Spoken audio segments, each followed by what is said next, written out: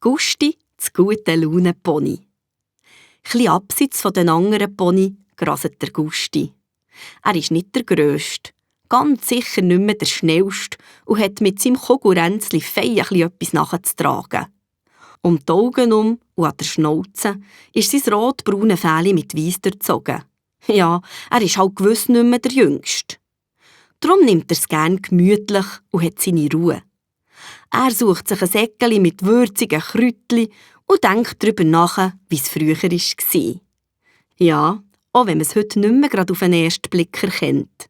So war doch der Gusti einmal ein erfolgreiches Turnierpony. Mit seinem Kollegen Moritz war er vor einem Kutschenwägeli eingespannt und was hast, durch jeden noch so schwierigen Parkour unterwegs gsi.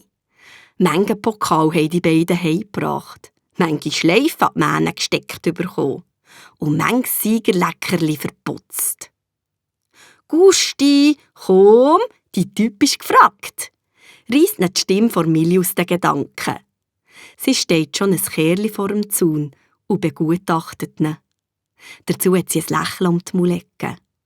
Auch sie studiert in der Vergangenheit um. Der Gusti.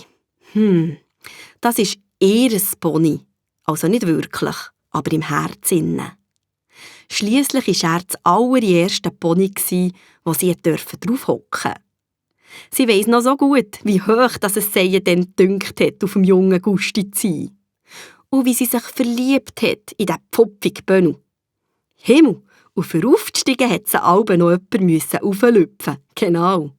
Und wenn sie drauf oben war, sind ihre Beine einfach nur gestabelig quer rausgestanden. Voll doof zum Schauen. Und natürlich viel zu kurz, für Schenkelhilfe zu geben. Und jetzt? Jetzt ist sie schon seit manchem Jahr viel zu gross, für auf dem Gusti zu reiten. Aber gern haben tut sie ihn nicht weniger als früher. Der Kerli, der immer einen guten Laune macht, wenn man ihn um sich hat. Aha, heute kommt sicher wieder Diana, vermutet der Gusti. Diana ist ein Kindergärtler und darf einmal in der Woche die verschiedensten Sachen lernen auf dem Ponyhof Sonnenberg. Sie ist so verliebt in Gusti, dass sie manchmal fast reinschläuft. Aber das macht ihm nichts. Er hat gerne Kinder und lässt darum auch alles mit sich geschehen. Schon stehen die zwei Modi neben ihm.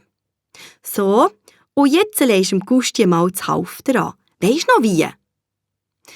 Diana kehrt und dreht das Ding aus breiten Bändeln, Metallringen und einem Karabiner hin und her.